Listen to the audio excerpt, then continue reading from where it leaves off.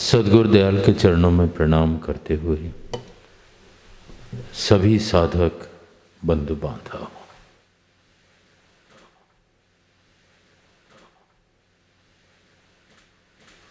हमेशा की भांति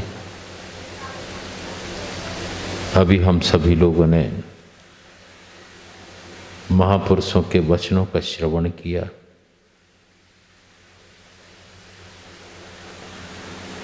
शब्द और भजनों का भी श्रवण किया। सबके अंतर्गत एक ही चीज छिपी हुई है, प्रेम। सच्चा प्रेम इश्क हकीकी वाली बात है। जो सच्चे हृदय से उधर जुड़ जाते हैं, सच्चे हृदय से नाम का सुमिरन करते हैं, मन को लगा लेते हैं और हृदय रूपी मंदिर में उसको बसा लेते हैं, वो दूर कहीं नहीं है। वास्तविकता में वो हमारे पास से उसकी कृपा का अनुभव शुरू हो जाता है। लेकिन कोई चीज ज्यादा नजदीक होती है तो हम स्वयं देखने में असमर्थ होते हैं। कई बार उदाहरण के तौर पे कहा है कि काजल या सुरमा आंखों में लगा हो और हम बहुत कोशिश करें अपनी आंखों से देख लें तो नजर नहीं आता। लेकिन अगर दर्पण सामने होता है तो वो हमको दिख जाता है। उसी प्रकार से वो परमात्मा, वो ईश्वर, वो हमारे आराध्य सतगुरु इतने निकट हैं कि हम अपने इन चक्षुओं से नहीं देख सकते। जब सद्गुरु कृपा रूपी दूरबीन प्राप्त होती है या दर्पण मिलता है उनकी कृपा से, तो हमको उसका अनुभव होता है। लगता है कि वो तो जिनको हम ढूंढा करते थे जाने कहां कहां, वो तो हमारे पास ही है। दौड़त दौड़त दौड़िया जह लग मन की दौड़, दौड़ थकी मन थिर हुआ वो वस्तु ठोर की ठोर। हम शब्दों में कहते हैं वो ईश्वर, वो परमात्मा फलानी जगह है, फलानी जगह, फलानी जगह, फलानी जगह है, और उसके साथ साथ ये भी कहते हैं कि ऐसी कोई जगह नहीं है जहां वो ना हो। जर्रे जर्रे में उसकी महिमा है। उसकी मौजूदगी है। और सबसे नजदीक अगर ये शरीर है, शरीर के अंदर भी वो ही है। हमारे अंदर जो खजाने भरे पड़े हैं, क्योंकि हमारे अपनी इन नेत्रों की गति नहीं है, वो शब्द सुनने की ताकत इन कानों की नहीं है, वो दिव्य गंध का अनुभव करने की ताकत इस नासिका की नहीं है। एक सीमित दायरे में इन सब चीजों का अनुभव करने का अधिकार है। लेकिन जहां ये सब खत्म होते हैं और जहां सद्गुरु की कृपा होती है, तो हम उन सब चीजों का जो उजागर नहीं है, जो अंतर से जुड़े हुए हैं, तो उनका अनुभव उनकी दया से होना शुरू हो जाता है। महापुरुषों ने कहा है, कई बार कहने में आ जाता है, या घट भीतर सात समंदर, या ही में नदी द्वारा, या घट भीतर काशी द्वारका, और या ही में साहिब हमारा। पर देखे तो सही, सच्चे जिज्ञासु कहीं मिल जाते हैं। उनकी खोज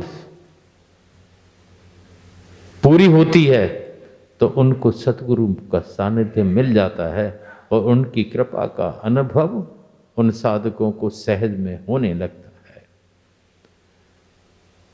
सहज में जो अनुभव होता है, हमारी जो साधना है उसको सहज योग भी कहा है।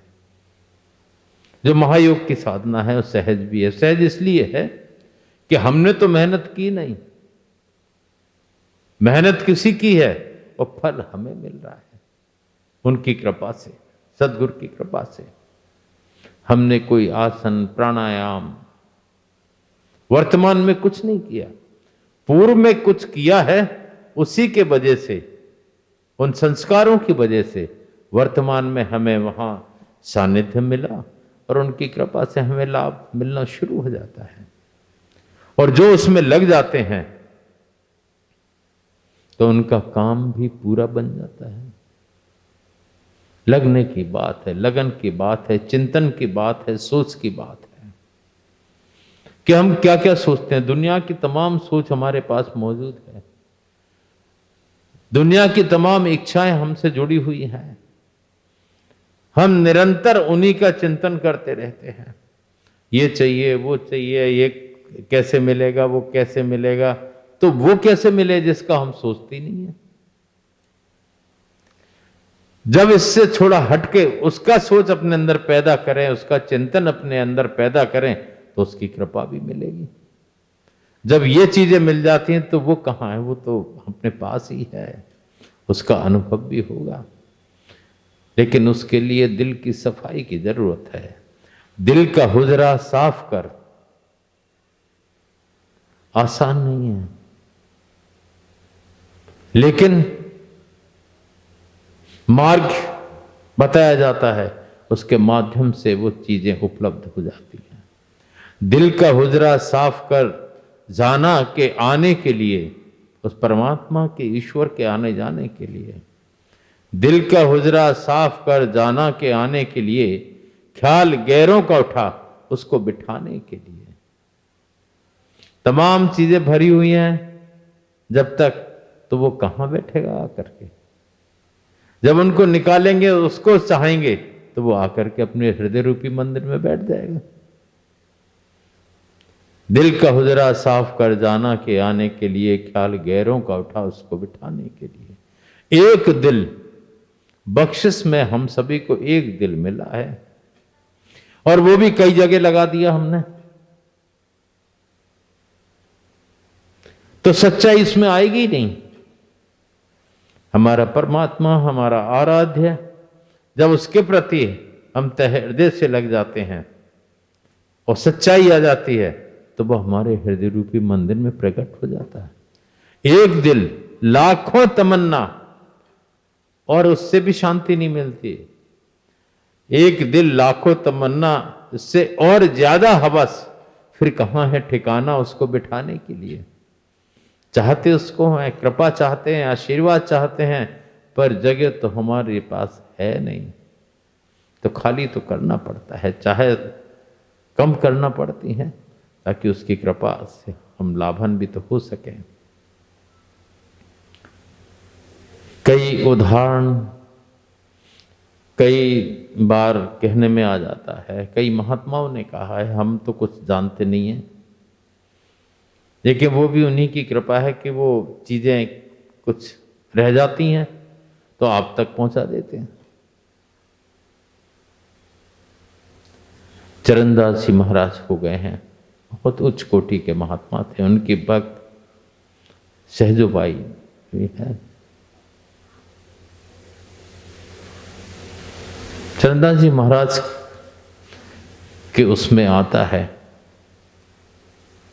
हमारी मथुरा, हमारा वृंदावन की स्थापना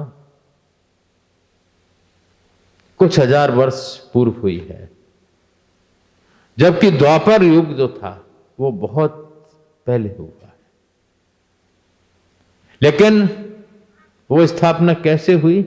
चैतन्य महाप्रभु का वहां आगमन हुआ उस क्षेत्र में, और चैतन्य महाप्रभु संकीर्तन करते हुए मस्ती में डूबे हुए रहते थे।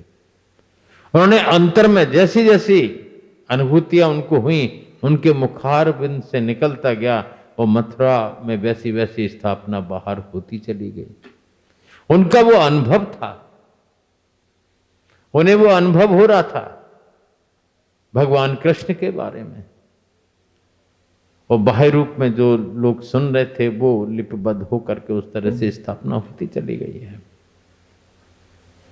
चैतन्य महाप्रभु इस युग में ही हुए हैं, और भगवान कृष्ण द्वापर में हुए हैं। खैर ये तो एक व्यवस्थाएं हैं, जैसे भी उसकी मर्जी है, कैसे कैसे क्या हुआ है। लेकिन एक भेद अध्यात्म की दृष्टि से और चंद्रदास जी महाराज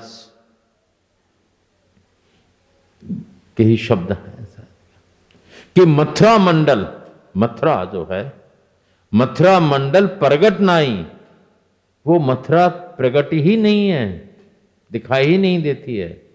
मथुरा मंडल प्रगट नाई, प्रगट है सो मथुरा नहीं। जो दिखाई देती है वो मथुरा है ही नहीं। मथुरा मंडल प्रगट नाई, प्रगट है सो मथुरा नाई।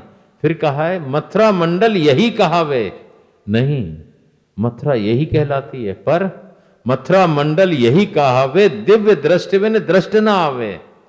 जब तक उसकी कृपा से वो दृष्टि हमारी नहीं खुलती है, तब तक वास्तविक मथुरा हमको नजर ही नहीं आती। मथुरा मंडल यही कहावे, दिव्य दृष्टि बिन दृष्टि ना आवे। कमलापति को चक्र सुदर्शन, हमारे दोनों आंखों के मध्य में उस एक स्थिति है जिसको कि सुदर्शन चक्र कहा है। कमलापति को चक्र सुदर्शन, ता ऊपर है वृंदावन, उसके ऊपर वृंदावन धाम है। ता ऊपर है वृंदावन, दिव्य वृंदावन, दिव्य कलंद्री, देखे सो जीते मन इंद्री। जब उसका अनुभव उसको होता है, अपनी सुरत, अपनी चेतना उसको पार करके वहां पहुंचती है, तो वो नित्य वृंदावन है, नित्य कृष्ण है, नित्य रासलीला हो रही है, और हमारी इंद्रियों की गति समाप्त हो जाती है। हम उसमें पूरी तरह समाहित हो जाते हैं और उस आनंद का अनुभव करते हैं। लेकिन वास्तविकता का अनुभव केवल सतगुरु की दया से, उनकी कृपा से ही होता है। वो चाहे जिसको जनाना, वो ही उनको जान सकता है। हम लोगों की ताकत नहीं है कि हम जान सकें, साधारण मनुष्य हैं हम लोग तो। लेकिन जे चाहो तेह देव जनाई, जानत तुम्हें तुम्हें ही हो जाई। जिसको वो जना दे, जो पात्र हो, जो जिज्ञासु हो, जो विरही हो, बेचैनी हो उस परमात्मा के लिए, ईश्वर के लिए, सतगुरु के लिए, तो उसको वो अनुभव करा देते हैं। दूरी का इसमें कोई बंधन नहीं होता। यहाँ से हर क्षेत्र के लोग जुड़े हुए हैं। हिमाचल लोग जाते हैं, यानी कहाँ कहाँ जाते हो, हिमाचल से यहाँ आते। ये भी योग है, जहाँ जिसको शांति मिलती है वहाँ पर वो पहुँचता है। दूर दराज क्षेत्रों से लोग आते हैं, इतनी कठिनाइयों से यहाँ आते हैं। और कुछ योग बना कि हम सब लोग भी एक होकर के आए हिमाचल। सोचा भी नहीं था कि भयंकर पहाड़ियों में हम पहुंचे। और वहां पहुंच करके ये लगा कि जैसे इनमें भी हम रहे हैं। क्यों लगा ये नहीं पता, लेकिन लगा। और वहां के लोग जुड़ गए। 12 जिले हैं हिमाचल में, और 12 जिलों से लोग यहां आ जाते हैं। जितने भी थोड़े बहुत 150 तो आ ही जाते हैं। वहां की उपस्थिति यहां दर्ज हो जाती है। लेकिन किन्हीं कारणों से ये भी उसी की व्यवस्था होगी, कोई कारण रहा होगा। सृष्टि में कई तरह के परिवर्तन आते रहते हैं, और उसी परिवर्तन की श्रेणी में आज जो स्थिति बनी है विश्व की, विश्व चूंकि उसके अंतर्गत हमारा देश भी है। एक छोटे से अटैक ने, छोटा सा अटैक कहें, कैसा अटैक कहें पता नहीं, समझ से परे अटैक ने कोरोना वायरस के माध्यम से भयभीत बना दिया, और कई लाख या करोड़ लोग प्रस्थान कर गए। ये भी एक शायद प्रलय का ही एक स्वरूप है। लेकिन उसके उपाय भी बताए गए। और अभी सुनने में आ रहा है कि वैक्सीन भी तैयार हो गई है, लेकिन वैक्सीन के साथ साथ एक स्वरूप और कोरोना का पैदा हो गया है, जो पूर्व में था उससे और भयंकर ऐसा बताया जाता है। खैर, लेकिन हमें अपने आप को साध करके, अपनी इंद्रियों को साध करके भगवत प्रेम में, भगवत साधना में और वास्तविकता में अपने को पहचानने के लिए प्रयास करें और ध्यान और नाम के सुमिरन से इन सब चीजों को हराएं हम, और वो अपने आप हारेंगे। वो वाइब्रेशंस, वो किरणें हमारे अंदर से निकलेंगी कि जो हमारा कवच का काम करेंगी और उससे निजात दिलाएंगे। लेकिन हम एक चित्त होकर के बैठ नहीं पाते, विश्वास के साथ चल नहीं पाते, समर्पण होता नहीं है। वही कारण होता है कि हमें पूर्णतः लाभ नहीं मिल पाता। एक साधे सब सदे और सब साधे सब जाए। हमारे देवी देवता, हमारे भगवान इतने हैं कि हमारी आस्थाएं बट गई। जब बट गई तो कैसे लाभ मिलेगा? एक जगह अगर इकट्ठित हो तो निश्चित है एक शक्ति पुंज बनेगा और उससे हमें लाभ मिलेगा। तो हमें अपने आप को साध करके मनसा वाचा कर्मणा अपने आराध्य के प्रति विश्वास के साथ सदगुरु की कृपा के लिए प्रार्थना करने की जरूरत है, ताकि हम एकाग्रचित्त होकर के उस तरफ लग सकें और उनकी कृपा से लाभान्वित हो सकें। आज भी हमारा देश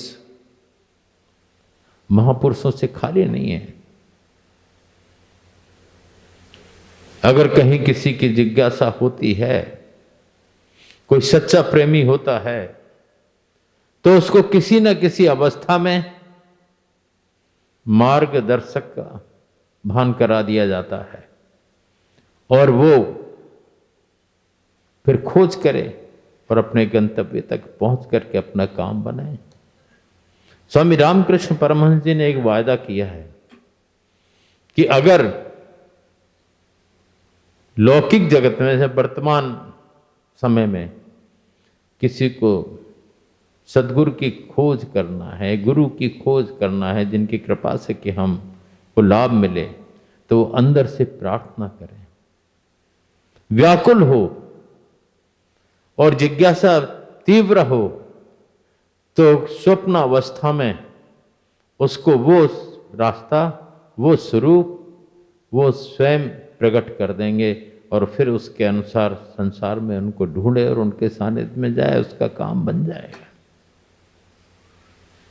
सहज है। और जो और भी होते हैं तो उनको वो अपने आप शक्ति कार्य करती है और अपने आप जोड़ती है और अपने आप लगाती है। फिर उसके बाद करने का हमारा काम है, अपने सब लोगों का काम है, सब साधकों का काम है कि उनके अनुसार साधना करें और साधना के माध्यम से वास्तविक स्वरूप को जाने, वास्तविक ईश्वर शक्ति को पहचाने और निरंतर साधना करते रहें। और जो नाम बख्शिश में मिले हमारे गुरुजनों के द्वारा, उसका जाप करें विश्वास के साथ, श्रद्धा के साथ। तो आगे बढ़ेंगे तो निश्चित तौर पर हमें पारमार्थी लाभ होगा और वो दौलत सहज में हमें प्राप्त होगी और हमारा काम सहज में बन जाएगा। उसका माध्यम सहज योग है, सुरत शब्द योग है। यहाँ पर देव योग से हमारे गुरु जी ने दोनों साधनाओं